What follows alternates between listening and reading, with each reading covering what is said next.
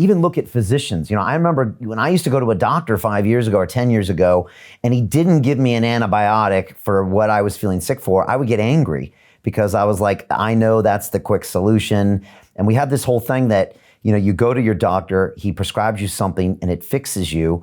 And even in this whole pandemic, we know that the comorbidities make you more, more susceptible to death. We know smoking and obesity and diabetes, and yet the UK government and all the governments all talking about vaccines. They're not talking about why don't we get healthier? Why don't we exercise? Why don't we eat better? Why don't we do this?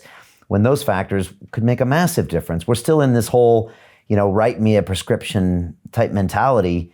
And we look at doctors in a way where we're not being proactive about our health. And I don't know, it's a very serious paradigm shift that needs to happen. But like you said, it probably will take a long time, right? Because even as kids, we're taught, you go to the doctor and he makes you better, right? Yeah, I think the power has definitely been taken away from the individual to pursue health.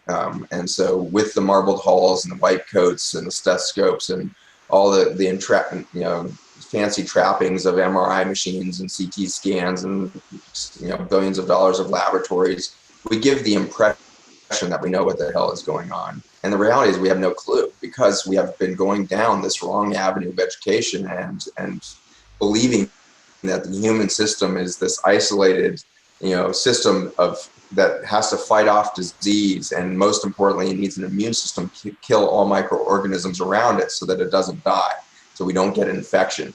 That is the mentality that is out there, both in the physician, the scientist, and the public still. And yet we know as of 30 years ago that, oh my gosh, a human can't survive unless the microorganisms within it are thriving in massive biodiversity. And in the last 15 years, it's been mind-blowing to realize that's not isolated to our gut. In fact, we have bacteria, fungi, viruses teeming in every single organ of our body to produce health. And in fact, when we start to slip into disease, the microbiome goes into an adaptation stress response system to try to recover our health. Alzheimer's brains, when you section those and you look at the most damaged part of the brain, the thing that has come to help is a yeast form of Candida glabrata that has now shifted to a mycelial, fungal hyphae form that has built a network of mycelial-like root system around the damaged portion of the brain to try to bring nutrients and fuel resource to that damaged area of the brain. And so we have a feared yeast that we are terrified in hospital systems we're trying to eradicate all the time, finding out that that's actually what's trying to help recover the brain of this Alzheimer's patient as they start to decline. And so we've now seen that in breast cancer. The bacteria that shows up to try to recover the health of the breast cancer is something called Mycoplasma radiotolerans, or Mycobacterium radiotolerans.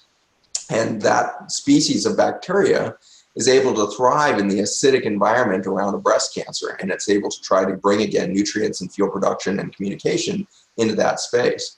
We now know that the more sterile you make that patient, the less radiotolerance that's present, the faster that woman will die of metastatic cancer.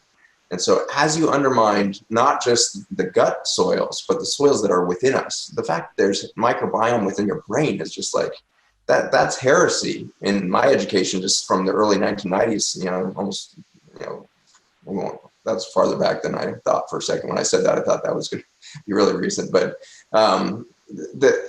as it turns out, we are so slow to change our behavior because we keep seeing in the hospital, for example, examples of here's an infection. If I don't treat that infection, this patient is going to die. And so we forget then to back up and say the reason that patient has an infection is because we so damaged the soil system that there's now weed-like growth of a couple of organisms, and we're going to go in and try to wipe out the weeds. And the response is going to be more and more aggressive weeds and more drug-resistant weeds. And that's, of course, exactly what I see now when I'm working with farmers all the time now in their soil systems. When I go out into a farm on a conventional landscape, it's not unusual for us to see these, Roundup resistant weeds that are taking over farms. They can be the size of Christmas trees, these weeds with like trunk-like size things. They've been so forced into this extreme effort to recover the biology of this dying soil system. As soon as you stop trying to kill them, 1 year later, that soil no longer has that weed present. the need for that weed went away because the soil began to recover its ecosystem. And so if in our damage control, we need a moment of antibiotics, we need to, instead of saying now you're better from your pneumonia, we need to say, we just made things worse. And you're going to come back next year or in a few months with something much worse. And unfortunately, that may be cancer because we just wiped out your microbiome again. And so right now, as you leave the hospital, we're putting you on a 3-month journey into microbiome diversification. And so we would like you to change and modify your daily behavior so that the nature is starting to bring more and more microbial diversity into your life every day. If that was the discharge instructions from the hospital, we would stop the recidivism that we see in medicine. The same way we see recidivism in prisons, because we don't fix the underlying cause of socioeconomic collapse, lack of education, and all of this that would heal the whole prison system. That recidivism in the hospitals is tragic on a whole nother level. It's such a burnout career to be a hospitalist. And so as an internal medicine doctor, I spent so many years in hospitals and ICUs.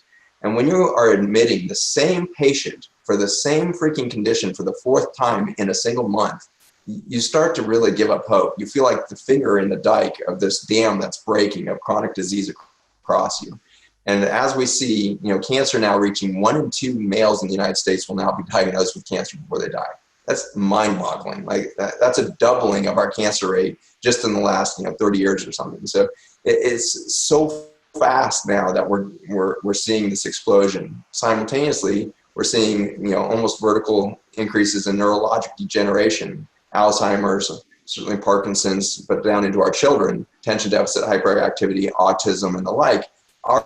Our population is failing to build healthy brains. And so the antidepressants, the anti-anxieties, the sleep medicines, the sexual disorders, all of this explosion of dysfunction of the brain is because the organism is losing the soil system. And so we need to radically change our viewpoint from, we just fixed the pneumonia, to we just did a whack-a-mole situation where we whacked down the mole for a second, but it's going to pop up over here because we're going to have another problem. And the same thing is happening on a global scale. If you look at the recent Netflix release on, I think it's called Bill's Brain or something, it's on Bill Gates and this feel-good story about him and the Gates Foundation on what they're trying to do to eradicate polio and these viral infections by these very intensive, almost military efforts of vaccination in India and areas there.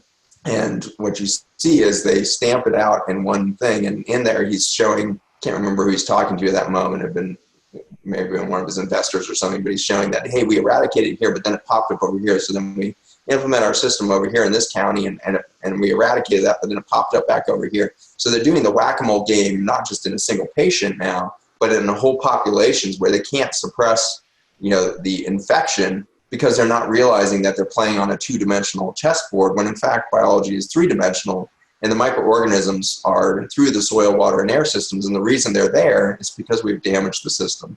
And so we didn't eradicate polio, for example, in the United States until we changed our water systems. And when we chlorinated our pools and stopped the weed-like growth of microorganisms in swimming pools, we would have still had polio today. It wasn't until we changed the water that it went away. We have this story that the polio vaccine made polio go away. No, we changed 1,000 things in medical management around the tonsils and adenectomies and radiation for acne that was going on at the time and everything else. We stopped doing all of that. The children recovered an immune system and we changed their water environment and polio went away.